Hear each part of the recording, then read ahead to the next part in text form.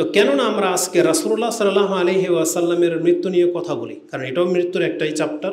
আর যেহেতু এটা রবিউল আউয়াল মাস, এজন্য আজকে আমি বিশেষ করে রাসূলুল্লাহ সাল্লাল্লাহু আলাইহি ওয়াসাল্লামের মৃত্যু সংক্রান্ত কিছু কথা আপনার কাছে পেশ করব। প্রথম যে বিষয় সেটা হচ্ছে, কেননা এই মৃত্যু জন্মকে নিয়ে বেদাতি সমাজ, যারা কবর মাজারে বিশ্বাসী, যারা অলিয়া উলিয়াদের আল্লাহর স্থানে পৌঁছে দিয়েছে, তারা এই বিষয়টা কেন্দ্র করে আমাদেরকে বিভ্রান্তির মধ্যে ফেলে দিয়েছে। অধিকাংশ মানুষের মধ্যে এই বিভ্রান্তি কাজ করে। তবে জেনে নেন, আমরা মনে করি তাদের সংখ্যা বেশি, কিন্তু মূলত তাদের সংখ্যা বেশি না। গুটি কয়েকটা চক্র, গুটি কয়েকটা দল, গুটি কয়েকটা জামাত, যারা এই দিন আসলে ওই মাথা চারা দিয়ে ওঠে, কিন্তু তাদের সংখ্যা অত বেশি না।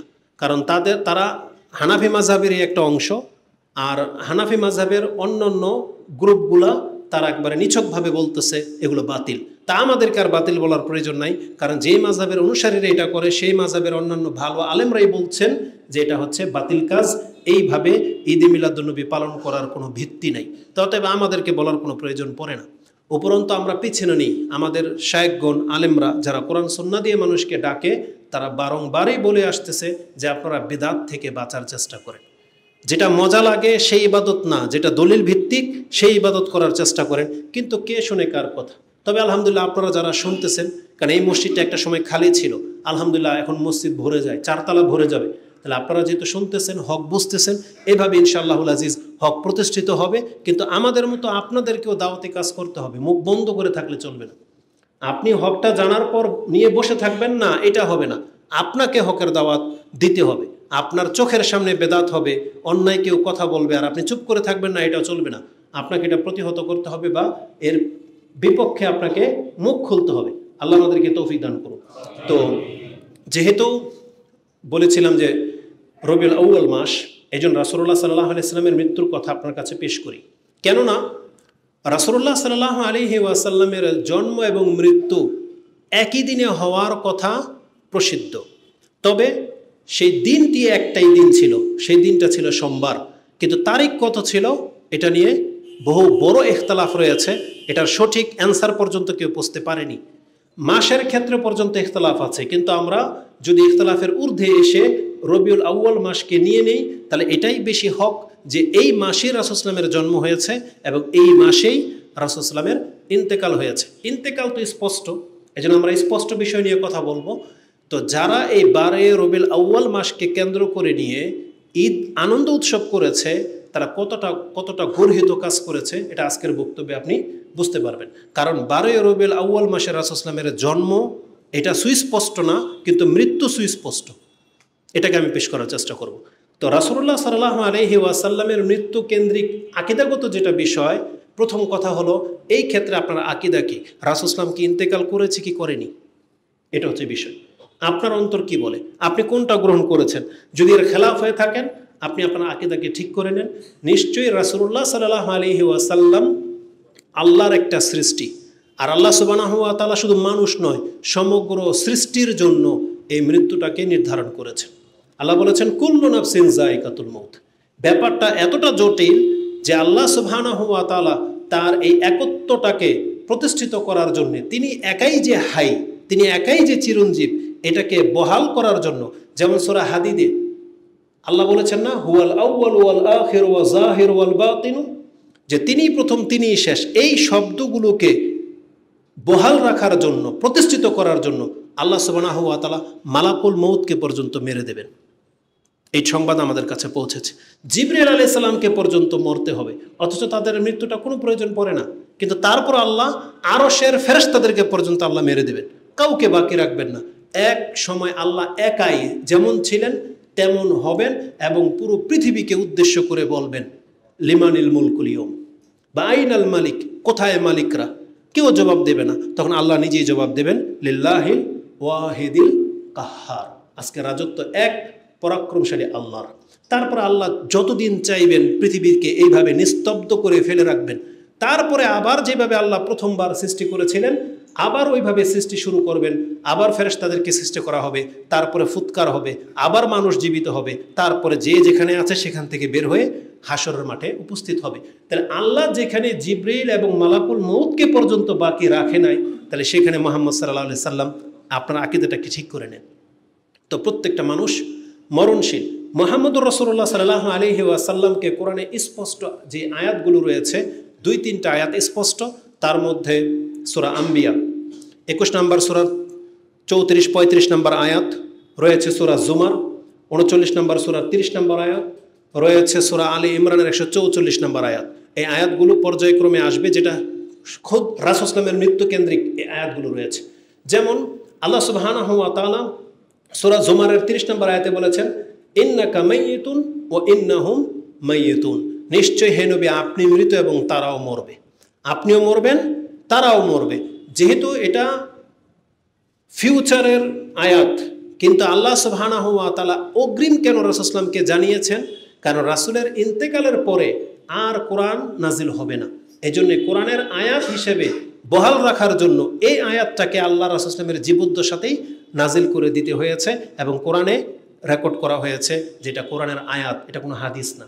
যে আপনি মৃত এটা আল্লাহ নিজে বলে গেছেন রাসূল সাল্লামের মুখ দিয়ে, এটা একটা আয়াত। দ্বিতীয় আরেকটা চমৎকার আয়াত হচ্ছে যেটা সূরা আম্বিয়ার মধ্যে রয়েছে। আল্লাহ বলেছেন, ওমা জাআলনা লিবাশারিন মিন ক্বাবলিকাল খুলদা আফা ইন মিত্তা ফাহুমুল খালিদুন। এই কথাটা আমার কাছে এতটা চমৎকার একটা আয়াত। আপনি জানেন, ধরে নেন আল্লাহ সুবহানাহু ওয়া তাআলা রাসূলুল্লাহ সাল্লাল্লাহু আলাইহি সাল্লামকে পুরো পৃথিবীর মিডলে রেখেছেন এবং তাকে সম্বোধন করে বলতেছেন, আমি আপনার পূর্বে কোনো নবীকে এই মর্যাদা দেইনি যে তারা চিরস্থায়ী বেঁচে থাকবে। কেন এই কথাটা বলেছেন যে আপনার পূর্বে? তার মানে এটা এমন একটা মর্যাদা, এটা যদি আমি আপনাকে দিতাম তাহলে হয়তো তাদের কেউ না কেউ পেয়ে যেত। এটা যেটা আপনার জন্যও না, এই জন্য বলছে ওমা জাআলনা লিবাশারিন মিন ক্বাবলিকাল খুলদা, আপনার পূর্বে কোনো পুরুষকে আমি চিরস্থায়িত্ব দান করিনি, কোনো মানুষকে আমি চিরস্থায়িত্ব দান করিনি। আফাইম মিত্তা, আর আপনিও যদি মরে যান, ফাহুমুল খালিদুন, তাহলে পৃথিবীতে আর কে চিরস্থায়ী বাকি থাকবে? তার মানে আল্লাহ বলতে চাচ্ছেন যে আপনি যেহেতু মরবেন, এই জন্য এই মর্যাদা আমি আর কোনো নবীকে দেই নাই, আর আপনার মরার পরে পৃথিবীতে এই মর্যাদার পাবে কে? এটা বলার পর আল্লাহ বলতেছেন কুল্লু নাফসিন যায়িকাতুল মউত, অতএব সবাই মরবে। আপনি যেহেতু মরবেন আর বাকি কাউকে আমি বাঁচায় রাখবো না, সবাই মরবে। যারা ওই বদ আকীদা রাখে যে খাজির আলাইহিস সালাম এখনও জীবিত, তাদের এই বদ আকীদাকে ক্লিয়ার করে নেন। যদি উনি মানুষ হয়ে থাকে তাহলে মরে গেছে, কারণ রাসূলুল্লাহ সাল্লাল্লাহু আলাইহি ওয়াসাল্লামকে আল্লাহ এই মর্যাদা দেননি, বরং তাকেও ইন্তেকাল করতে হয়েছে। এটা ছিল কোরআনের আয়াত। হাদিসে দেখেন কি আছে রাসূল সাল্লাল্লাহু আলাইহি মৃত্যু সংক্রান্ত। আয়েশা রাদিয়াল্লাহু তাআলা আনহা তিনি বলেন, মাতা রাসূলুল্লাহ সাল্লাল্লাহু আলাইহি ওয়াসাল্লাম বাইনা হাকিনাতি ওয়া যাকিনাতি। আয়েশা রাদিয়াল্লাহু তাআলা আনহা মানে রাসূল সাল্লাল্লাহু আলাইহি মৃত্যুর খবরটা আমাদের কাছে কিভাবে পৌঁছেছে, কেন আমরা এটা বিশ্বাস করেছি যে রাসূল সাল্লাল্লাহু আলাইহি ইন্তেকাল করেছেন, সেটা হচ্ছে কোরআনের এই আয়াত এবং হাদিস।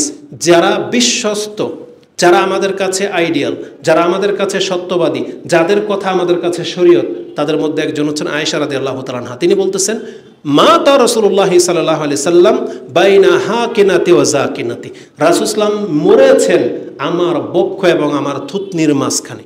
তার মানে তিনি এভাবে কোলে জড়িয়ে ধরে রেখেছিলেন যে আমার বক্ষ এবং আমার থুতনির মাঝখানে রাসূল সাল্লাল্লাহু আলাইহি সাল্লাম মৃত্যুবরণ করেছেন, মাতা মরেছেন, এই শব্দটা ব্যবহার করেছেন। যেটা আপনি হাদিস কোথা থেকে নেবেন? হাদিস বুখারীতে রয়েছে কিতাবুল মাগাজির মধ্যে, হাদিস নাম্বার হচ্ছে 4438 নম্বরে পেয়ে যাবেন। তার মৃত্যুর পর আবু বকর রাদিয়াল্লাহু তাআলা আনহু, আমি বিশেষ বিশেষ ব্যক্তিদের কথা বলতেছি যাদের কথাটা আমাদের কাছে শিরোধার্য, তাদের মধ্যে আবু বকর সিদ্দিক রাদিয়াল্লাহু তাআলা আনহু একজন। আয়েশা রাদিয়াল্লাহু তাআলা তিনি বলতেছেন, এই হাদিসটা ইবনে আব্বাস কোট করেছেন যে আন্না আবু বকরিন কাব্বালা রাসূলুল্লাহ সাল্লাল্লাহু আলাইহি সাল্লাম বাইনা আইনাইহি ওয়া হুয়া মাইয়িত। রাসূল সাল্লাল্লাহু যখন মরে পড়ে আছেন, তার দেহটা যখন বিছিয়ে মানে খাটে শোয়ানো অবস্থায় আছে, চাদর দিয়ে ঢাকা মরে আছেন, আবু বকর রাদিয়াল্লাহু তাআলা এসে সরাসরি ঘরে ঢুকলেন। ঢুকে রাসূল সাল্লামের চেহারা মোবারক থেকে চাদরটা সরালেন এবং তিনি যখন বুঝতে পেরেছেন রাসূল সাল্লাম ইন্তেকাল করেছেন, তখন তিনি কপালে চুমো খেলেন এবং রাসূল সাল্লামকে উদ্দেশ্য করে তিনি বলেছিলেন, আল্লাহ আপনার জন্য যে মৃত্যুটা নির্ধারণ করে রেখেছিল সেই মৃত্যু আপনার ঘটে গেছে, আপনার জন্য দ্বিতীয় আর কোনো মৃত্যু হবে না, এটা তিনি বলেছিলেন। তাহলে হাদিসটা আপনি পেয়ে যাবেন কোথায়? যে রাসূল সাল্লাল্লাহু আলাইহি ওয়াসাল্লামকে চুমো দিয়েছিলেন আবু বকর রাদিয়াল্লাহু তাআলা আনহু মৃত্যুর পর, সেটা হচ্ছে ইমাম বুখারী কোট করেছেন 5743 9 নম্বরে পেয়ে যাবেন। আর কপালে চুমা দিয়েছিলেন এই কথাটা নাসাইতে পাবেন 1839 রয়েছে। তাহলে এই হাদিস থেকে স্পষ্ট যে রাসূলুল্লাহ সাল্লাল্লাহু আলাইহি সাল্লামের ইন্তেকাল হয়েছে। এবার আসুন দেখাই যে সেই দিনের ঘটনাটা কী ছিল, যেই দিন এই ঘটনাটা ঘটেছে, মানে রাসূল ইসলামের ইন্তেকাল যখন হয়েছে সেই দিন কি ঘটেছিল। সাধারণত আমরা আকীদাগত একটু আগেই বলেছি, কারো মৃত্যুর কথা কোনো ব্যক্তিকে আগে জানানো হয় না। কিন্তু আপনি নেটে দেখবেন বড় বড় পাগড়িওয়ালাদের বক্তব্য, আজহারি, মাজহারি, আনসারি, এই ধরনের নাম যাদের টাইটেল, তারা এমন এমন বক্তব্য ঝাড়ে। তার মধ্যে একটা হচ্ছে দেখবেন যে 40 দিন আগ থেকে আপনাকে যে ইঙ্গিতগুলো দেওয়া হয়, তার মানে তারা বোঝাতে চাচ্ছে যে যেই ব্যক্তি মরে যাবে আগে থেকেই সে বুঝতে পারে কি হতাশা লাগবে, পেরেশানি লাগবে, তারপরে মানে কোনো কিছু ভাল লাগবে না, বিষাদ লাগবে। জেনে নেন এগুলো একটাও সঠিক কথা না, কারণ এগুলো আমাদের জীবনের প্রত্যেক দিনের ঘটনা। কে আছেন এমন পেরেশানি মুক্ত? কে আছে যে আপনার কখনো অরুচিকর লাগে? কে আছে এমন যে এটা হয় না? তো এটা মৃত্যুর লক্ষণে পড়ে না। আপনাকে স্বপ্নেও দেখানো হবে না। যারা স্বপ্নের ধর্মে বিশ্বাসী তারা ওগুলোর পেছনেই ছোটে। ওই বক্তব্য করার পরে অনেকে কমেন্ট করেছে, আমার দাদি মরে যাওয়ার আগে বলছে, আমার দাদা মরে যাওয়ার আগে বলছিল যে আমি মনে হয় বেশি দিন বাঁচবো না, অমুক দিন মরে যাবো, আর মরে গেছে। তার মানে কোরআন হাদিস তাদের কাছে হ্যাও হয়ে যায় কোনো একটা ঘটনা তাদের চোখের সামনে ঘটতে দেখলে। কিন্তু সেইটা জানে না এটা হচ্ছে বাই চান্স, হতে পারে। কিন্তু এগুলো আমাদের জন্য মূল ভিত না, কারণ আমাদের মূল ভিত হচ্ছে কোরআন এবং হাদিস। যেখানে রাসূল বলেছে কোনো ব্যক্তির কাছে, আল্লাহ বলেছে কোনো ব্যক্তির কাছে মালাকুল মউত রিং করে আসবে না, যখন তখন আসবে, যখন তখন। এটা বিভিন্নভাবে বোঝানোর চেষ্টা করা হয়েছে। তবে নবীদেরকে আগে থেকেই জানানো হয় যে আপনার মৃত্যুর সময় চলে আসছে, প্রত্যেক নবীকে জানানো হয়। আসুন রাসূলুল্লাহ সাল্লাল্লাহু আলাইহি ওয়াসাল্লামের হাদিসের ভাষা থেকে দেখে নেই। ইন আয়েশাতা কালাত, আয়েশা রাদিয়াল্লাহু তাআলা আনহা তিনি বলতেন, কানা রাসূলুল্লাহ সাল্লাল্লাহু আলাইহি ওয়াসাল্লাম ওয়া হুয়া সাহিহুন ইয়াকুল, সুস্থ থাকতে রাসূল সাল্লাম প্রায় বলতেন, ইন্নাহু লাম ইউকবাদ নাবিয়্যুন কাত্তুন হাত্তা ইয়ারা মাকাদাহু মিনাল জান্নাতি সুম্মা ইউখায়্যারা আও ইউখায়্যারা।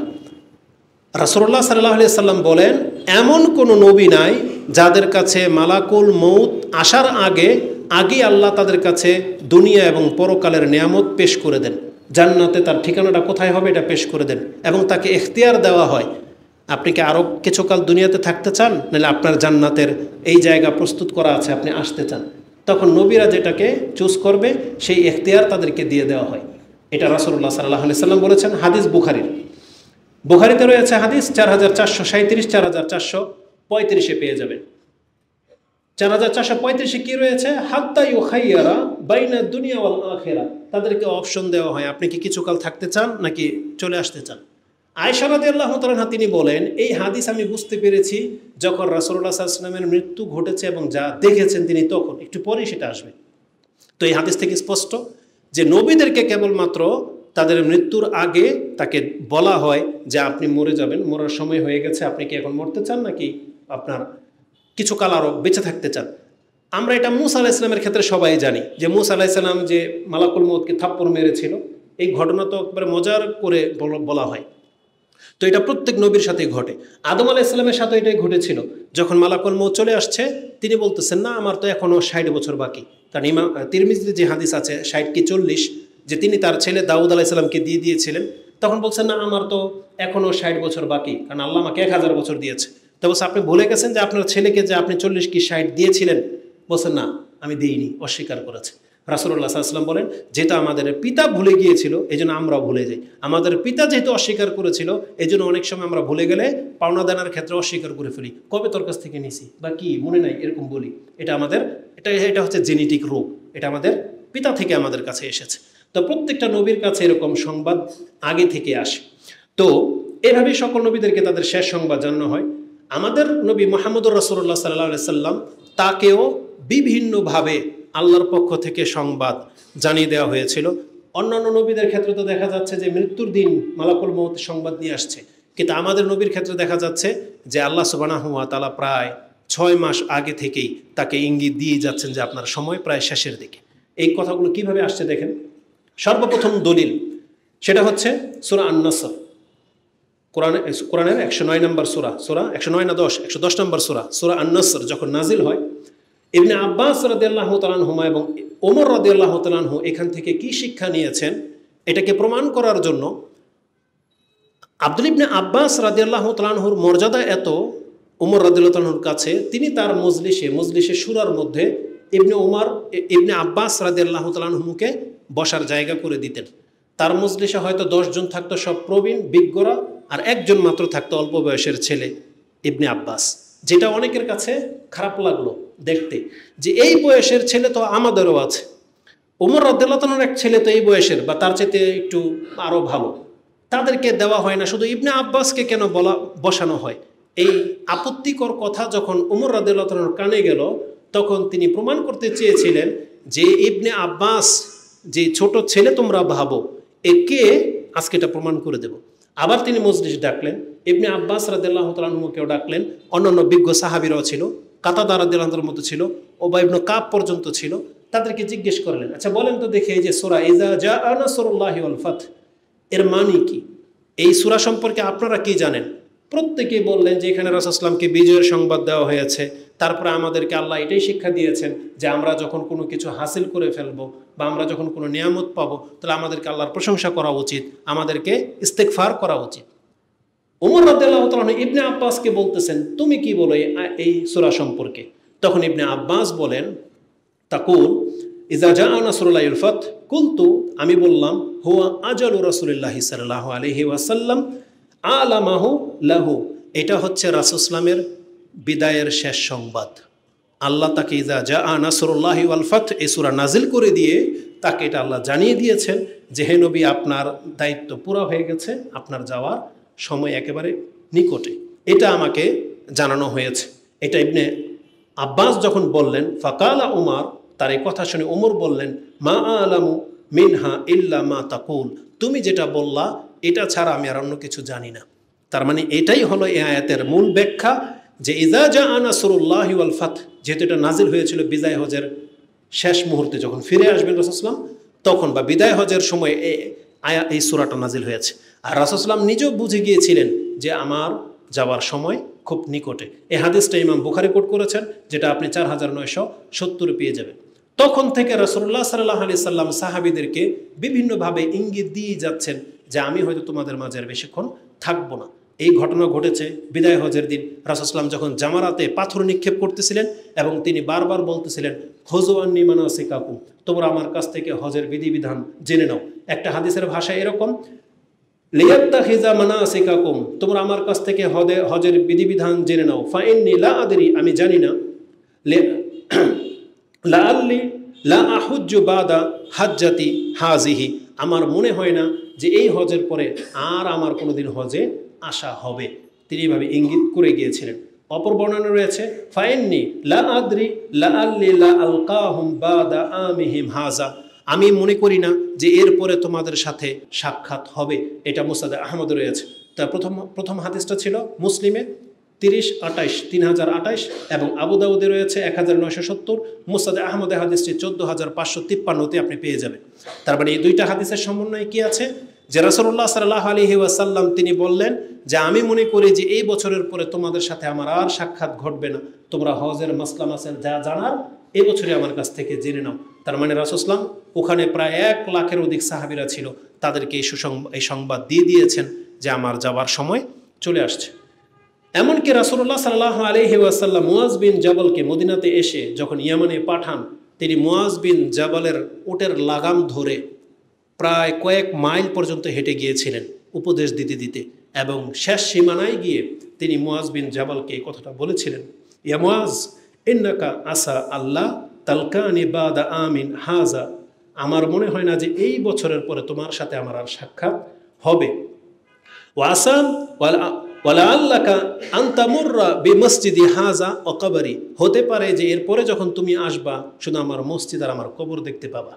এ কথা বলার সাথে সাথে মুয়াজ বিন জাবাল অত্যন্ত খুব সজোরে কেঁদে দিলেন। ফাবাকা মুয়াজান জাশাআন লিফিরাকি রাসূলুল্লাহ সাল্লাল্লাহু আলাইহি সাল্লাম, রাসূল সাল্লামের বিদায়ের এই খবর শুনে তিনি অজস্র কাঁদলেন। রাসূল নিজেও অনেক কান্না করেছেন। দ্বিতীয়বার রাসূল সাল্লাম আর মুয়াজ বিন জাবালের দিকে ফিরে তাকান নাই, তিনি ঘুরে চলে আসছেন। তাহলে এই হাদিসটি মুসনাদে আহমদ রয়েছে 22052 এবং সাহিহ ইবনে হিব্বানে 647 আপনি পেয়ে যাবেন, যে রাসূলুল্লাহ মুআজ বিন জাবালকেও বিদায় দেওয়ার সময় বলে দিয়েছিলেন যে তোমার সাথে আমার আর সাক্ষাৎ ঘটবে না। এমনকি রাসূলুল্লাহ সাল্লাল্লাহু আলাইহি ওয়াসাল্লাম মদিনায় একদিন মিম্বরের উপরে বসা ছিলেন। আবি সাঈদ আল খুদরি রাদিয়াল্লাহু তাআলা তিনি বলেন, আন্না রাসূলুল্লাহ সাল্লাল্লাহু আলাইহি ওয়াসাল্লাম জালাসা আলা মিম্বার, তিনি মিম্বরের উপরে বসা এবং উদাহরণস্বরূপ তিনি একদিন বললেন, ইন্না আবদান খায়্যারাহুল্লাহ, একজন বান্দাকে আল্লাহ তাআলা ইখতিয়ার দিয়েছেন, বাইনা আই ইউতিয়াহু মিন জাহারাতি দুনিয়া ও মা শাআ ওয়া মা বাইনা ইনদাহু। আল্লাহ সুবহানাহু ওয়া তাআলা একজন ব্যক্তিকে ইখতিয়ার দিয়েছেন, তাকে বলেছিলেন তুমি কি দুনিয়ার নিয়ামত চাও কিছুদিন, নাকি আমার কাছে যেটা আছে সেটা তুমি নিবা। তখন সে বান্দা ইন্না আবদান, সে বান্দা কি করেছে, ফাখতারা মা বাইন মা ইনদাহু, সেই বান্দা আল্লাহর কাছে যা আছে সেটাকে পছন্দ করেছে। এই কথা বলার সাথে সাথে আবু বকর রাদিয়াল্লাহু তাআলা আনহু খুব জোরে কান্না করতে লাগলেন। তার কান্না দেখে অন্যান্য সাহাবীরা বলতেছেন এবং তিনি বললেন, ফাদাইনাকা বি আবাইনা ও উম্মাহাতিনা, আপনার উপরে আমাদের পিতামাতা সব কুরবান হয়ে যাক ইয়া রাসূলুল্লাহ। এই কথা বলতেছিলেন আর কেঁদে দিলেন। তো অন্যান্য মজলিসে যারা ছিলেন ফা আজাবনা লাহু, তিনি বলতেছেন আমরা সবাই আশ্চর্য হয়ে গেলাম যে এই বৃদ্ধ লোকটার কি হলো। উনজুর হাযা শেখ, এই বৃদ্ধ লোকটার দিকে তাকাও। রাসূলুল্লাহ কোনো একজন বান্দার কথা বা বনী ইসরায়েলের কোনো এক ব্যক্তির কথা উপমার দিয়েছেন যে আল্লাহ তাকে ইখতিয়ার দিয়েছেন যে তুমি কি দুনিয়াতে থাকতে চাও নাকি আমার কাছে আসতে চাও। সেই ব্যক্তি আল্লাহর কাছে যা আছে সেটাকে প্রাধান্য দিয়েছেন। এতে আবু বকর কান্না করার কি আছে? কিন্তু তখন তারা বুঝতে পেরেছিলেন যে মূলত আবু বকরের কান্নার পেছনে মূল কারণ হলো হুয়া আল মুখাইয়ার, কারণ এটা রাসূলুল্লাহ স্বয়ং নিজে ছিলেন যে তাকে আল্লাহ ইখতিয়ার দিয়েছেন যে তুমি কি দুনিয়াতে থাকতে চাও না আমার কাছে আসতে চাও। তার রাসূলুল্লাহ আল্লাহর কাছে যা আছে সেটাকে প্রাধান্য দিয়েছেন, মানে আল্লাহ তিনি ডাকে সাড়া দিয়ে দিয়েছেন যে আমি আর দুনিয়াতে থাকতে চাই না। এটা বোঝার পরে আবু বকর রাদিয়াল্লাহু তাআলা আনহু কেঁদে দিয়েছিলেন। আর ওই দিন রাসূলুল্লাহ সাল্লাল্লাহু আলাইহি সাল্লাম আবু বকর রাদিয়াল্লাহু তাআলা আনহুর মর্যাদা উল্লেখ করেছিলেন যে আমার উপরে সবচেয়ে বেশি ইহসান যেই ব্যক্তি করেছে তার সম্পদ দিয়ে, তার জীবন দিয়ে, তিনি হচ্ছেন আবু বকর সিদ্দিক রাদিয়াল্লাহু তাআলা। এবং আমি যদি মানুষের মধ্যে কাউকে অন্তরঙ্গ বন্ধু হিসেবে গ্রহণ করতাম তাহলে আমি আবু বকর রাদিয়াল্লাহু তাআলা আনহুকে আমার অন্তরঙ্গ বন্ধু হিসেবে গ্রহণ করতাম। কিন্তু মুসলিম ভ্রাতৃত্ব রয়েছে ইসলামে, আবু বকর হচ্ছে আমার ভাই। এই কথাগুলো সবই হাদিসের মধ্যে রয়েছে। এবং রাসূলুল্লাহ ওই দিন বলেছিলেন আজকের পর থেকে প্রত্যেকটা মসজিদের দরজা বন্ধ করে দেওয়া হোক, কেবলমাত্র আবু বকরের ঘরের সামনে দিয়ে যে দরজা, এই দরজা খোলা থাকবে। এটা এই মর্যাদা তাকে দেওয়া হয়েছিল। তো ইমাম বুখারী রাহিমাহুল্লাহ তিনি হাদিসটাকে কোট করেছেন 3904-এ পাবেন। মুসলিমে হাদিসটি 6064-তে রয়েছে। তো এইভাবে রাসূলুল্লাহ সাল্লাল্লাহু আলাইহি ওয়াসাল্লাম 3-4-5 মাস আগে থেকেই ইঙ্গিত দিয়ে যাচ্ছেন যে আমার সময় অত্যন্ত নিকটে চলে আসছে। যেই দিন রাসূলুল্লাহ সাল্লামের ইন্তেকাল হয়েছে সেই দিনের ঘটনা। আয়েশা রাদিয়াল্লাহু তাআলা তিনি বলেন রাসূলুল্লাহ সাল্লাল্লাহু আলাইহি ওয়াসাল্লামের কাছে অসুস্থ এত তীব্র আকারে বেড়ে গেছে, মাথার যন্ত্রণা, ব্যথা, জ্বর খুব প্রচণ্ড, চাদর দিয়ে ঢেকে রাখা হয়েছে। ফাতেমা রাদিয়াল্লাহু তাআলা তিনি তার কাছে আসলেন। দা নবী সাল্লাল্লাহু আলাইহি ওয়াসাল্লাম ফাতেমা রাদিয়াল্লাহু তাআলাকে রাসূলুল্লাহ সাল্লাম ডাকলেন আলাইহিস সালাম ফি শাকওয়াতিন আল্লাজি কুবিদা ফি, যেই অসুস্থতায় তিনি ইন্তেকাল করেছেন। ফাসারাহা বিশাইইন ফাবাকাত, রাসূলুল্লাহ সাল্লাল্লাহু আলাইহি ওয়াসাল্লাম তাকে চুপি চুপি কিছু বললেন, তিনি কেঁদে দিলেন। আবার তাকে চুপি চুপি কিছু বললেন, তিনি হাসলেন। পরবর্তীতে আয়েশা রাদিয়াল্লাহু তাআলা আনহা তিনি ফাতেমাকে জিজ্ঞেস করলেন যে সেই দিন কি ঘটেছিল যে রাসূলুল্লাহ তোমাকে কিছু বলার পরে তুমি কেঁদে দিলে, আবার কি যেন বললো তুমি হাসলে। তখন বললেন আমার পিতা আমাকে এ কথাই বলেছেন যেই অসুস্থতায় আমি এখন ভুগতেছি এটা আমার জীবনের শেষ সময়, মানে এটা আমার জীবনের শেষ সময়, আমি আর বাঁচব না। এরপরে যেটা তিনি বলেছেন আমাকে, যে জন্য আমি হেসেছিলাম, তিনি বলেছিলেন যে আমার পরিবারের মধ্য থেকে তুমি প্রথম আমার সাথে সাক্ষাৎ করবে। এটা ফাতেমা রাদিয়াল্লাহু তাআলা আনহাকে বলার পরে তিনি হেসে দিয়েছিলেন। এটা হচ্ছে তাদের মর্যাদা। মাত্র 6 মাস পর ফাতেমা রাদিয়াল্লাহু তাআলার ইন্তেকাল ঘটে গিয়েছিল। তো এই হাদিসটি আপনি বুখারীতে পেয়ে যাবেন, 4443 রয়েছে। তো মৃত্যু মুহূর্ত আর ওই দিনই রাসূলুল্লাহ সাল্লাল্লাহু আলাইহি ওয়াসাল্লামের ইন্তেকাল হয়েছিল, সেই দিনের ঘটনা যা ঘটেছিল। আনাসিন কালা লাম্মা সাকুলা নবী সাল্লাল্লাহু আলাইহি ওয়াসাল্লাম জাআলা ইয়াতাগাশশা, যখন ব্যথা চরম আকার ধারণ করলো তাকে চাদর দিয়ে ঢেকে রাখা হলো। ফাকালাত ফাতেমাতু আলাইহিস সালাম ওয়া কারবা আবাহ, হায় আমার পিতার কষ্ট। তিনি বলেছিলেন যখন দেখছেন যে কষ্টে তিনি তীব্র যন্ত্রণার মধ্যে বারবার পানির পাত্রের মধ্যে হাত দিচ্ছেন, আবার সে ঠান্ডা পানি দিয়ে মুখ ধুচ্ছেন, এই কষ্ট দেখে তিনি বলছেন ওয়া কারবা আবি, আবা, হায় আমার পিতার কষ্ট। তখন রাসূলুল্লাহ চাদর সরিয়ে দিয়ে বললেন, ফাকাল আলাহা লাইসা আলা আবিকা কারবুন বাদা আলিয়ম, আজকের পরে তোমার পিতার আর কোনো কষ্ট হবে না। এটা রাসূলুল্লাহ তাকে বলেছিলেন যে আজকের পরে তোমার পিতার আর কোনো দিন কষ্ট হবে না। এটা ইমাম বুখারী কোট করেছেন, যেটা আপনি 4462তে পেয়ে যাবেন। আয়েশা রাদিয়াল্লাহু তাআলা আনহা তিনি বলেন, রাসূলুল্লাহ সাল্লাল্লাহু আলাইহি ওয়াসাল্লামের মৃত্যুর মুহূর্তটা কিভাবে ঘটেছিল। তিনি তার চাদর সরিয়ে দিয়ে বলতেছিলেন, লা ইলাহা ইল্লাল্লাহ ইন্না লিল মাউতি সাকারাত, লা ইলাহা ইল্লাল্লাহ ইন্না লিল মাউতি সাকারাত, যে আল্লাহ ছাড়া সত্য কোনো ইলাহা নাই, নিশ্চয়ই মৃত্যুর একটা বড় যন্ত্রণা রয়েছে। এই কথাগুলো রাসূলুল্লাহ বারবার বলতেছিলেন, যেটা আপনি বুখারীতে 4449 এবং বুখারীতে 4650 দুই জায়গাতে পেয়ে যাবেন। অতঃপর রাসূলুল্লাহ সাল্লাল্লাহু আলাইহি ওয়াসাল্লাম আব্দুর রহমান বিন আবু বকর রাদিয়াল্লাহু তাআলার বড় ছেলে আব্দুর রহমানকে দেখতে পেলেন যে তাজা একটা মেসওয়াক দিয়ে মেসওয়াক করতেছে। তখন তিনি ইশারা করলেন, মুখে কিছু বলতে পারতেছে না। আয়েশা রাদিয়াল্লাহু তাআলা তিনি বললেন, আপনি কি মেসওয়াক করতে চান? বলছে হ্যাঁ। তখন তার কাছ থেকে নিয়ে সেটা পরিষ্কার করে আয়েশা রাদিয়াল্লাহু তাআলা চিবিয়ে নরম করে দিলেন, এবং আয়েশা রাদিয়াল্লাহু তাআলার মুখের যে লালা সেটা মিশ্রিত অবস্থাতেই তিনি রাসূলুল্লাহ সাল্লামের দাঁত মেসওয়াক করার জন্য দিলেন, এবং তিনি উত্তমভাবে মেসওয়াক করলেন। তারপরে সর্বশেষ যেটা তার সাথে ঘটেছে, তখন আয়েশা রাদিয়াল্লাহু তাআলা তিনি বলেন, রাসূলুল্লাহ হাত উপর দিকে উঠালেন, ওয়াইন্নাহু লাবাইনা হাকিনাতি ওয়া জাকিনাতি, তিনি তার হাতকে উপর দিকে উঠালেন এবং বললেন, আল্লাহুম্মা রফিকাল আলা। এই কথাটা যখন বলেছেন, তখন আয়েশা রাদিয়াল্লাহু তাআলা আনহা তিনি বুঝতে পেরেছিলেন ওই হাদিসের মর্ম, যে নবীদের মৃত্যুর পূর্বে তাদেরকে ইখতিয়ার যে দেওয়া হয়, এই জন্য রাসূলুল্লাহ বলেছিলেন, হ্যাঁ আমি আমার সুউচ্চ বন্ধুর সাথে সাক্ষাৎ করতে চাই, আল্লাহুম্মা রফিকাল আলা। এটা বলার পরে রাসূলুল্লাহের হাত মৃত্যু আত্মা বেরিয়ে গেল এবং হাত উপর থেকে নিচে ঝরে পড়ে গেল, এবং আয়েশা রাদিয়াল্লাহু তাআলা বলেন, মা তা রাসূলুল্লাহ সাল্লাল্লাহু আলাইহি সাল্লাম ওয়াইন্নাহু লাবাইনা হাকিনাতি ওয়া জাকিনাতি, আর ওই সময় রাসূলুল্লাহ আমার বক্ষের মাঝখানে ছিল। তখন তার ইন্তেকাল হয়ে গেছে। এটা ছিল ডিটেলস। আর সেই মুহূর্তে আবু বকর রাদিয়াল্লাহু তাআলা সেখানে উপস্থিত ছিলেন না। এটা ছিল রাসূলুল্লাহের জীবনের সর্বশেষ অবস্থা। তাহলে আমরা এই হাদিসে পেলাম যে রাসূলুল্লাহ সাল্লাল্লাহু আলাইহি সাল্লাম তিনি মৃত্যুর কিঞ্চিত মুহূর্তে তিনি লা ইলাহা ইল্লাল্লাহ বলেছিলেন, এবং মৃত্যুর যেটা কষ্ট যন্ত্রণা রয়েছে সেটা আমাদের কাছে পেশ করেছেন, এবং তিনি বলেছেন, আল্লাহুম্মা গফিরলি ওয়ারহামনি, আল্লাহ তুমি আমাকে ক্ষমা করো, আমার উপর রহম করো, এগুলো বলেছিলেন, যেটা ছিল রাসূলুল্লাহের সর্বশেষ কথা। এবং তিনি বলেছিলেন, আল্লাহুম্মা রফিকাল আলা, আমি আমার সুউচ্চ বন্ধুর সাথে সাক্ষাৎ করতে চাই। এরপরে রাসূলুল্লাহের ইন্তেকাল হয়ে গেছে। ইন্না লিল্লাহি ওয়া ইন্না ইলাইহি রাজিউন। তারপরে সাহাবা ইকরামদের মাধ্যমে উপরে যেই প্রভাব বিস্তার হয়েছিল, তারা রাসূলুল্লাহের এই মৃত্যুটাকে সহজভাবে মেনে নিতে পারেননি। আয়েশা রাদিয়াল্লাহু তাআলা আনহা আর যারা ছিলেন ইবনে আব্বাস, তারা তো বিষয়টা সহজভাবে নিয়েছেন, কিন্তু উমর রাদিয়াল্লাহু তাআলা আনহু তিনি এটাকে সহজভাবে নিতে পারেননি। তিনি বরং বলেছেন, যেই ব্যক্তি বলবে রাসূলুল্লাহের ইন্তেকাল হয়েছে তাকে আমি আস্থা রাখবো না, এবং তিনি তরবারি উন্মুক্ত করে নিয়েছিলেন এবং তিনি বক্তব্য দিয়ে দিচ্ছিলেন যাতে কেউ এই কথা না বলে। পরিস্থিতি এতটা ঘোলাটে হয়ে গিয়েছিল। আবু বকর সিদ্দিক রাদিয়াল্লাহু তাআলা তিনি ঘোড়ায় চড়ে আসলেন। এসে যখন দেখলেন মসজিদে নববীতে সবাই উমর রাদিয়াল্লাহু তাআলার সামনে বসা, আর উমর রাদিয়াল্লাহু তাআলা এইভাবে কথা বলতেছেন, তিনি উমরকে ডেকেছেন, কিন্তু প্রথম কথা বলেননি। তিনি সরাসরি আগে রাসূলুল্লাহের ঘরে গেলেন, দেখলেন যে ঘটনাটা কি, সত্য কিনা।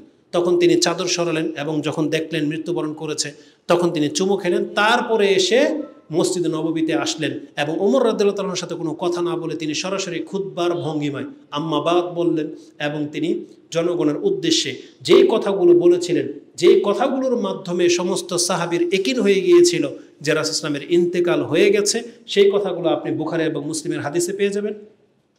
বুখারীতে হাদিসটি 4452তে রয়েছে, সহিহ ইবনে হিব্বানে 6620, মুসনাদ আহমদে 13028 আপনি পেয়ে যাবেন। সেই দিন যা ঘটেছিল, রাসূলুল্লাহ সাল্লাল্লাহু আলাইহি ওয়াসাল্লাম ইন্তেকালের পরে আবু বকর সরাসরি আয়েশা রাদিয়াল্লাহু তাআলা আনহার হুজরাতে প্রবেশ করলেন, এবং তিনি চাদর সরালেন এবং চুমু খেলেন। বিআবি আনতা ওয়া উম্মি ইয়া রাসূলুল্লাহ, এইভাবে বলে, ওয়াল্লাহি লা ইয়াজমাউল্লাহু আলাইকা মাউতাতাইন, আল্লাহর কসম আপনার উপরে আল্লাহ দুইটা মৃত্যু লিখে রাখে নাই। আম্মাল মাউতাতু আল্লাতি কুতিবাত, আপনার জন্য যে মৃত্যুটা আল্লাহ নির্ধারণ করে লিখে রেখেছিল, আলাইকা ফাকাদ মুত্তাহা, আপনি সেই মৃত্যু বরণ করেছেন। এটা হচ্ছে আবু বকর সিদ্দিক রাদিয়াল্লাহু তাআলা আনহুর আকীদা। এটা যদি আবু বকর সিদ্দিক রাদিয়াল্লাহু তাআলা আনহুর আকীদা হয়, এটা যদি আয়েশা রাদিয়াল্লাহু তাআলা আনহুর আকীদা হয়, এটা যদি আমাদের আকীদা হয়, তাহলে আমরা ওহাবি। আর যারা এর খেলাফ আপনাদের কাছে বক্তব্য ঝাড়ে যে রাসূলুল্লাহ ইন্তেকাল করেন নাই, তারা সুন্নি, তারাই হচ্ছে ভণ্ডা, তারাই হলো মানুষদেরকে শিরকের দিকে নিয়ে যেতে চায়, তারাই আল্লাহ সুবহানাহু ওয়া তাআলার সিফাতটাকে অস্বীকার করে। আল্লাহ সুবহানাহু ওয়া তাআলা একাই যে আল হাই, যেটা আপনি আয়াতুল কুরসির মধ্যে পড়তেছেন, যেটা আল্লাহ সুবহানাহু ওয়া তাআলা সূরা ফুরকানে বলেছেন, ও তাওয়াক্কাল আলাল হাইয়্যিল্লাযী লা ইয়ামুত, ও তাওয়াক্কুল আলাল হাইয়্যিল্লাযী, তোমরা সেই সত্তার উপরে ভরসা করে চলো যার কখনো মৃত্যু নাই। আল হাইয়্যিল্লাযী লা ইয়ামুত, এটা হচ্ছে আল্লাহর গুণ, এটা আপনি কাউকে দিয়ে দিতে পারেন না। অতএব রাসূলুল্লাহ সাল্লাল্লাহু আলাইহি সাল্লামের ইন্তেকাল ঘটেছে, এটা আবু বকর সিদ্দিক রাদিয়াল্লাহু তাআলা আনহু একিন হয়ে যাওয়ার পরে তিনি ওমর রাদিয়াল্লাহু তাআলার কাছে আসলেন এবং বললেন, আনাস ইবনে মালিক আন্নাহু লাম্মা তুওয়াফিয়া রাসূলুল্লাহ সাল্লাল্লাহু আলাইহি সাল্লাম কামা ওমর ইবনুল খাত্তাব, ওমর রাদিয়াল্লাহু তাআলা সেদিন দাঁড়িয়ে ভাষণ দিচ্ছিলেন ফিন্নাস, ফাকালা লা আসমা আন্না আহাদান ইয়াকুল ইন্না মুহাম্মাদান কাদ মাত, আমি যেন কোনো ব্যক্তির মুখ থেকে এই কথা না শুনি যে মুহাম্মদ সাল্লাল্লাহু আলাইহি ওয়াসাল্লাম মরে গেছে, এটা যেন কারো মুখের উচ্চারণ যেন না শুনি। এটা ওমর রাদিয়াল্লাহু তাআলা এইভাবে বলতেছেন, ইন্না মুহাম্মাদান লাম ইয়ামুত, মুহাম্মদ সাল্লাল্লাহু আলাইহি ওয়াসাল্লাম মৃত্যুবরণ করেন নাই, ওয়ালাকিন আরসালা ইলাইহি রাব্বুহু কামা আরসালা ইলা মূসা, যেভাবে মূসা আলাইহিস সালামকে তার জাতি থেকে 40 দিনের জন্য আল্লাহ ডেকে নিয়েছিলেন, আমাদের নবীকেও আল্লাহ সুবহানাহু ওয়া তাআলা বিশেষ কোনো কারণে হয়তো ডেকে নিয়েছিলেন। ফালাবিসা আন কওমিহি 40 লাইলা, যেভাবে মূসা আলাইহিস সালাম তার জাতি থেকে পৃথক হয়ে 40 রাত কাটিয়েছিলেন, আমাদের নবীও কিছু কাল পরে আবার ফেরত আসবেন। এই ভাষায় ওমর রাদিয়াল্লাহু তাআলা বক্তব্য দিচ্ছেন, কোনো মানুষ কোনো কথা বলার সাহস পাচ্ছে না।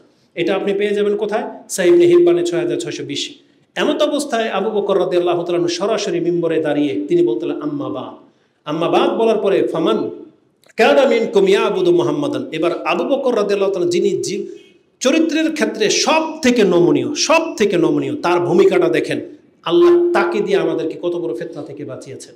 তিনি বলেছিলেন, আম্মা বাদ ইয়া আইয়ুহান নাস, হে মানুষ তোমরা শুনে রাখো, মান কানা ইয়াবুদু মুহাম্মাদান ফা ইন্না মুহাম্মাদান কাদ মাত, যেই ব্যক্তি মুহাম্মদ সাল্লাল্লাহু আলাইহি ওয়াসাল্লামের ইবাদত করো, তোমরা জেনে নাও মুহাম্মদ সাল্লাল্লাহু আলাইহি ওয়াসাল্লাম ইন্তেকাল করেছেন। কত বড় কথা বলেছেন এটা। এই কথা শোনার পরে কোনো মুসলমান ঠিক থাকতে পারে? আমরা কি মুহাম্মদ সাল্লাল্লাহু আলাইহি ওয়াসাল্লামের ইবাদত করি? ওমর কি মুহাম্মদ সাল্লাল্লাহু আলাইহি ওয়াসাল্লামের ইবাদত করতো? সাহাবায়ে কেরাম কি মুহাম্মদ সাল্লাল্লাহু আলাইহি ওয়াসাল্লামের ইবাদত করতো? কিন্তু মুহাম্মদ সাল্লাল্লাহু আলাইহি ওয়াসাল্লামের বান্দা হওয়ার মতোই কথা ওমর রাদিয়াল্লাহু তাআলা বলতেছিলেন, অন্যান্য সাহাবারা, কারণ এটা তো আল্লাহর গুণ। আল্লাহ মরবেন না, কিন্তু কেউ যদি বলে মুহাম্মদ সাল্লাল্লাহু আলাইহি ওয়াসাল্লাম মরেন নাই, মরবে না, তাহলে এটা তো তাকে মাবুদ হিসেবে নিয়ে নেওয়া। এই জন্য ওমর আবু বকর সিদ্দিক এত বড় কঠিন কথা বলেছেন, মান কানা ইয়াবুদু মুহাম্মাদান সাল্লাল্লাহু আলাইহি ওয়াসাল্লাম ফা ইন্না মুহাম্মাদান কাদ মাত ওয়া মান কানা ইয়াবুদুল্লাহ ফা ইন্নাল্লাহা হাইয়্যুল লাযী লা ইয়ামুত। তিনি এই ভাষাগুলো বলেছেন। আর যারা আল্লাহর ইবাদত করতে, তোমরা জেনে নাও আল্লাহ এখনো জীবিত, চিরঞ্জীব, চিরস্থায়ী, তার কোনোদিন মৃত্যু ঘটবে না। অতএব মুহাম্মদ সাল্লাল্লাহু আলাইহি সাল্লাম মরে গেছে, তারপর তোমরা অস্বীকার করতেছো, এটা হতে পারে না। তারপরে তিনি কোরআন থেকে একটা আয়াত পাঠ করেছিলেন, অমা মুহাম্মাদুন ইল্লা রাসূলুন কাদ খালাত মিন কাবলিহি রাসূল আফা ইম্মাতা আও কুতিলা ফানকালাবতুম আলা আকাবিকুম।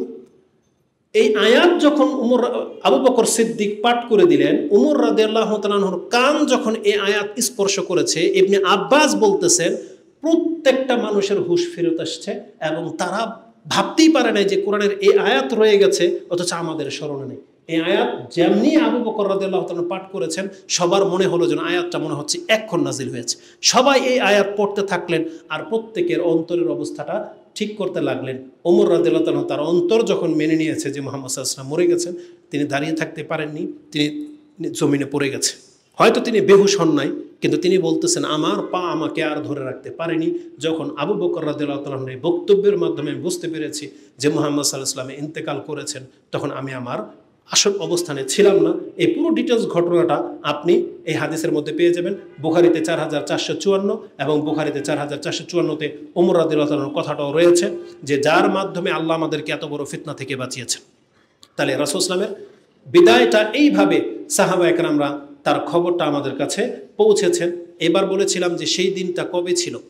সেই দিনটা ছিল 12 রবিউল আউয়াল, যেমনটা ইতিহাসবিদগণ আমাদের কাছে এটা পেশ করেছেন। যদি এটা প্রমাণ হয়ে যায় যে মুহাম্মদ সাল্লাল্লাহু আলাইহি ওয়াসাল্লামের ইন্তেকাল 12 রবিউল আউয়ালের দিন হয়েছিল, তাহলে সেটা মুসলিমদের জন্য ঈদের দিন কোনো দিন হতে পারে না। সেই দিন ঈদের দিন কোনো দিন হতে পারে না, জেনে নেন। আর যদি সেই দিন রাসূল সাল্লাল্লাহু আলাইহি ওয়াসাল্লামের জন্ম হয়েও থাকে আর ওই দিনে যদি তার ইন্তেকাল হয়ে গিয়ে থাকে, তার মানে এটা আপনার ফিতরতের খেলাফ। আপনি আজকে রাসূলুল্লাহ সাল্লাল্লাহু আলাইহি ওয়াসাল্লামের নামে নিজের ফয়দা লুটতে চান বিদায় আজকে আপনার চরিত্র এমন হয়ে গেছে, নাহলে পৃথিবীর ইতিহাসে কোনো পিতামাতার চরিত্রের মধ্যেও কেমনটা দেখাতে পারবে না, কেউ দেখাতে পারবে না। যদি বিনা বাড়াবাড়িতে বলতেছে, আমাদের রাষ্ট্রের প্রধান, তার পিতাও একদিন জন্মগ্রহণ করেছিল, তার পিতাকে একদিন মানে মেরে দেওয়া হয়েছিল 15ই আগস্টের দিন। যদি একই দিনে হতো, আপনি কি মনে করতেন সেদিন তারা ঈদ পালন করতো না শোক পালন করতো? কি পালন করতো? শোক পালন করতো, কারণ এটা বেশি ব্যথিত। কেউ যদি আপনজন হারায়, কেউ যদি দামি কিছু হারায়, সেটা পাওয়ার চেয়ে হারানোর বেদনাটা বেশি।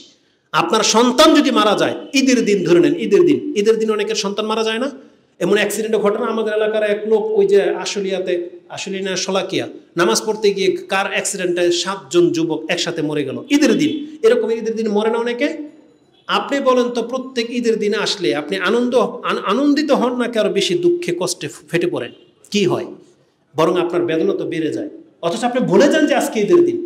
আর মুহাম্মদুর রাসূলুল্লাহ সাল্লাল্লাহু আলাইহি ওয়াসাল্লামের মৃত্যুর দিন, আর আপনি সেদিন কেক কাটবেন আর ফুলের মালার গাড়ি দিয়ে গিয়ে আপনি র্যালি বের করবেন, আর আপনি বলতেছেন রাসূল সাল্লাল্লাহু আলাইহি ওয়াসাল্লামের জন্মের কারণে আমরা আনন্দিত, খুশি। আরে খুশির সময় ব্যান্ড পার্টি করা, ফুলের তোড়া দিয়ে তারপরে কেক কাটা, এটা ইহুদিদের চরিত্র। জানেন, বিনা বাড়াবাড়িতে বলতেছে এটা ইহুদিদের চরিত্র। দলিল ছাড়া আমরা কোনো কথা বলি না। ঈদে মিলাদুন পালন করার মাধ্যমে যদি কেউ র্যালি বের করে, ফুলের তোড়া দিয়ে কেক কাটে, এটা ইহুদিদের চরিত্র। দলিল চান আপনি? মূসা আলাইহিস সালাম ফেরাউন থেকে যেই দিন মুক্তি পেয়েছিলেন, 10ই মুহররমের দিন ছিল না সেটা? সেই 10ই মুহররমের দিন মূসা আলাইহিস সালাম খুশিতে কি করেছিলেন বলেন? কারো ইতিহাস জানা থাকলে কি করেছিলেন? তিনি কি সিয়াম পালন করেন নাই? সিয়াম পালন করেছিলেন কিনা? তার প্রকৃত অনুসারীরা তারাও সিয়াম পালন করত। রাসূল সাল্লাল্লাহু আলাইহি ওয়াসাল্লাম যখন মদিনাতে আসছে, তখন ইহুদিদেরকে দেখেন নাই সিয়াম পালন করতে? জিজ্ঞেস করেছিলেন, মা হাযাল ইয়াউম তাসুমুনা ফি, তোমরা আজকে কেন সিয়াম রেখেছো, আজকে কি? তখন তারা বলেছিল, নাজ্জাল্লাহু মূসা ওয়া কওমা, আজকে হচ্ছে ইয়াউমুন আযীম, এটা মহান দিন। আজকে মূসা আলাইহিস সালামকে এবং বনি ইসরাইলকে আল্লাহ ফেরাউনের কবল থেকে মুক্ত করেছিলেন। এজন্য খুশিতে মূসা আলাইহিস সালাম ফাসামা মূসা শুকরান লিল্লাহ, মূসা আলাইহিস সালাম শুকরিয়া স্বরূপ সিয়াম পালন করেছেন, এজন্য আমরাও সিয়াম পালন করি। এটা ছিল যারা হক পথে ছিল। আর যারা অপর দিকে, রাসূলুল্লাহ সাল্লাল্লাহু আলাইহি ওয়াসাল্লাম তিনি দেখতে পেয়েছিলেন 10ই মুহররমের দিনটাকে ইহুদিদের একটা গ্রুপ এবং খ্রিস্টানরা সেই দিনটাকে ঈদ পালন করত। এটা আপনি মুসলিমে হাদিস পেয়ে যাবেন। ঈদ পালন করত, তারা তাদের মহিলাদেরকে অলংকার গহনা পরাতো এই 10ই মুহররমের দিন। তার মানে যখনই কেউ সঠিক পথ থেকে সরে যায়, তখন তাদের নবীদের আদর্শ তারা ভুলে যায়। আমাদের নবী তার জন্মকে কেন্দ্র করে রাসূল সাল্লাল্লাহু আলাইহি ওয়াসাল্লাম শুকরিয়া স্বরূপ কিভাবে ঈদ পালন করেছিলেন, মিলাদ কিভাবে পালন করেছিলেন? তিনি কি সিয়াম রাখেন নাই সোমবার দিন? তার মানে রাসূলুল্লাহ সাল্লাল্লাহু আলাইহি ওয়াসাল্লামের চরিত্র এটাই যে খুশি হলে তারা সিয়াম পালন করে শুকরিয়া আদায় করত। রাসূলুল্লাহ সাল্লাল্লাহু আলাইহি ওয়াসাল্লাম জন্মের কারণে এবং নবী হওয়ার কারণে, এই দুইটা খুশির কারণে তিনি সোমবার দিন সিয়াম পালন করতেন। আপনি বলতেছেন রাসূল সাল্লাল্লাহু আলাইহি ওয়াসাল্লামের জন্মের কারণে আপনি খুশি, তো রাসূলুল্লাহ সাল্লাল্লাহু আলাইহি ওয়াসাল্লাম নিজেও তো খুশি হয়েছিল সোমবার দিনে, কারণ এবং তিনি বলেছেন যে আমি এই দিন জন্মগ্রহণ করেছি। আসুন সে হাদিস আমি আপনাকে দেখিয়ে দিই। রাসূলুল্লাহ সাল্লাল্লাহু আলাইহি ওয়াসাল্লামকে জিজ্ঞাসা করা হয়েছে, সুইলা আন সাওমে ইসনাইন, তাকে সোমবার দিনের সিয়াম কেন রাখা হয় সেজন্য জিজ্ঞাসা করা হয়েছে। ফাকালা ফিহে উলিদতু, আমি এই দিন জন্মগ্রহণ করেছি। ও ফিহে উনজিলা আলাইয়া ফি, আর এই দিনে আমাকে নবী করা হয়েছে। দুইটা সংবাদ একই দিনে ঘটেছে। কি? যেই দিন আমি নবী হয়েছি সেটাও ছিল সোমবার, যেই দিন আমার জন্ম হয়েছে সেটাও সোমবার। এজন্য আমি মুহাম্মদ শুকরিয়া স্বরূপ আল্লাহর কাছে সিয়াম পালন করি। তাহলে যদি আপনি রাসূল সাল্লাল্লাহু আলাইহি ওয়াসাল্লামের ঈদ পালন করতে হয়, কিভাবে পালন করবেন? সিয়াম পালন করে করে। ইতিহাস যেটা সাক্ষী, আর ডিটেলসে যাব না যেহেতু লম্বা হয়ে যাবে। 12ই রবিউল আউয়াল রাসূল সাল্লাল্লাহু আলাইহি ওয়াসাল্লামের জন্ম হয়নি, বরং এই বছরকে কেন্দ্র করে নিয়ে নেন। এই বছরের 12ই রবিউল আউয়াল কি বার পড়েছে? আরব দেশে বুধবারে পড়েছে। ধরেন আরব দেশে বুধবারে পড়েছে, মঙ্গলবার দিন পড়েছে। আমাদের এখানে ধরেন বৃহস্পতিবারে গেল 12ই রবিউল আউয়াল, আর সোমবার দিন সৌদি আরবে ছিল 10 তারিখ। সোমবার দিন রাসূল সাল্লাল্লাহু আলাইহি ওয়াসাল্লামের জন্ম হয়েছে, মৃত্যু হয়েছে, এটা তো স্পষ্ট নাকি না? তাহলে এই যে গত সোমবার কয় তারিখ গেছে? 10 তারিখ গেছে। আরব দেশে 10ই রবিউল আউয়াল ছিল। তাহলে তারিখ চেঞ্জ হতে পারে। এই জন্য ইতিহাসবিদগণ দেখেছেন যে যেই বছরে রাসূল সাল্লাল্লাহু আলাইহি ওয়াসাল্লামের জন্ম হয়েছিল সেই বছরের 12ই রবিউল আউয়ালের কোনো সোমবার 12 তারিখে পড়েনি। এই জন্য কেউ বলেছেন 8 তারিখ, কেউ বলেছেন 9 তারিখ। এই জন্য ইখতিলাফ হয়েছে, কারণ সোমবার হচ্ছে মূল। এবার যদি আপনি গণনা করেন যে সোমবার দিনই রাসূল ইসলামের জন্ম বা মৃত্যু হয়েছে, তাহলে হয় গত সোমবার অথবা আসতেছে সেই সোমবার, এই দুটার একটা হবে। তাহলে আগামী সোমবারের চেয়ে গত সোমবার হচ্ছে বেশি স্পষ্ট। তাহলে গত সোমবার আমাদের দেশে গিয়েছে কয় তারিখ? 9 তারিখ, 9 রবিউল আউয়াল। আর সৌদি আরবে ছিল 10 রবিউল আউয়াল। এটা ছিল রাসূল ইসলামের জন্ম এবং মৃত্যুর দিন। এই বৃহস্পতিবার দিন ছিল না, যেটা এরা উদযাপন করেছে। তো মূলত এরা দলিলের সাথে কোনো সম্পর্ক নাই। এদের বড়রা যেই সব যুক্তি পেশ করে, আপনি শুনলে আপনি হাসবেন, জবাব দেওয়ার কোনো প্রয়োজন নেই, আপনি হাসবেন যে এরা কি যুক্তি দেয় বা কি দলিল দেয়। এদের কাছে দলিলের কোনো ভিত্তি নেই। তো কথা হচ্ছে যে রাসূলুল্লাহ সাল্লাল্লাহু আলাইহি ওয়াসাল্লামের জন্ম এবং মৃত্যু হয়েছিল সোমবার দিন। এটা 12 রবিউল আউয়াল নয়, বরং রবিউল আউয়াল মাসের কোনো এক সোমবারে রাসূলুল্লাহ সাল্লাল্লাহু আলাইহি ওয়াসাল্লামের জন্ম এবং মৃত্যু ঘটেছে। এটা ছিল ডিটেলস এই হাদিসগুলোর। আর যেই হাদিসের মধ্যে 12 তারিখের কথা আছে, তার সনদের মধ্যে ত্রুটি আছে। যেমন এইভাবে, আর মুহাম্মদ ইবনে ইসহাক, তিনি কিন্তু সাহাবী নন। মুহাম্মদ ইবনে ইসহাক তিনি বলতেছেন কালা ওলিদা রাসূলুল্লাহ সাল্লাল্লাহু আলাইহি সাল্লাম, তিনি বলতেছেন যে রাসূলুল্লাহ সাল্লাল্লাহু আলাইহি সাল্লাম জন্মগ্রহণ করেছেন লি ইসনাতা আশরাতা লাইলাতান মাদাত আও খালাত মিন শাহরি রবিউল আউয়াল। এটা তার উক্তি। তিনি কার কাছ থেকে নিয়েছেন উল্লেখ নেই, তার আগের কারো নাম নাই, এটা হচ্ছে বিচ্ছিন্ন। এই জন্য এই হাদিসকে মুহাদ্দিসগণ গ্রহণ করেন নাই। মুস্তাদরাক সাহিহাইনে তিনি উল্লেখ করেছেন, আল হাকিম, ইমাম হাকিম তিনি তার মুস্তাদরাক যে সাহিহাইনে আছে সেখানে তিনি এই উক্তিটা পেশ করেছেন 4182, এবং শুআবুল ইমানে আছে 1324। তারপরে দালাইলুন নবুওয়া, ইমাম বাইহাকির আরেকটা কিতাব, যেটা হচ্ছে বেদাতপন্থীদের সবচেয়ে দলিলের মজবুত কিতাব। যে কোনো মিলাদের দলিল, শবরাতের দলিল সব ওই দালাইলুন নবুওয়ার মধ্যে রয়েছে ইমাম বাইহাকির, ওখান থেকে তারা নিয়েছে। তাহলে এখানে বিচ্ছিন্নতা আছে। এই যে মুহাম্মদ বিন ইসহাক তিনি কার কাছ থেকে এটা শুনেছেন, এটার কোনো তথ্য পাওয়া যায় না। আর যেটার সনদ মুত্তাসিল আছে, সেই সনদের মধ্যে 12 রবিউল আউয়ালের কথা নাই। সেটার মধ্যে কি আছে? একজন সাহাবী, তার নাম হলো আন জাদ্দিহি ইবনে মাখরামা। ইবনে মাখরামা, তিনি, তাকে জিজ্ঞাসা করা হয়েছে রাসূল ইসলামের জন্ম সম্পর্কে। তিনি বললেন উলিদতু আনা ওয়া রাসূলুল্লাহ সাল্লাল্লাহু আলাইহি সাল্লাম আমাল ফিল, আমি এবং রাসূল ইসলাম জন্মগ্রহণ করেছিলাম আমুল ফিল, মানে যেই বছরে হস্তি বাহিনীর যুদ্ধ হয়েছিল আমি আর রাসূল ইসলাম সেই বছরেই জন্মগ্রহণ করেছি। এখানে কোনো মাসের কথা উল্লেখ নাই। তবে উপরন্তু এই হাদিসও সহিহ না, কিন্তু তারপর পেশ করলাম যেটাকে বেশি সনদের কাছাকাছি মিল পাওয়া যাচ্ছে, যেটা আপনি পেয়ে যাবেন তিরমিজিতে 3619, এটা আপনি পেয়ে যাবেন মুস্তাদরাক সাহিহাইন লিল হাকিম 4183-তে। এইভাবে এই হাদিসগুলো পেশ করা হয়েছে, যেগুলো সঠিক কোনো তথ্য কারো কাছে অথেন্টিকভাবে নাই। এই জন্য না ইখতলাফ হয়। এই জন্য আমরা ইখতলাফের ঊর্ধ্বে এসে এটাকেই মেনে নেব। প্রথম আমাদের বিশ্বাস, প্রথম কথা হচ্ছে রাসূল ইসলামের ইন্তেকাল হয়েছে, সেই দিনটা ছিল সোমবার, ধরেই নিলাম সেই মাসটা ছিল রবিউল আউয়াল মাস, এটা তো স্পষ্ট।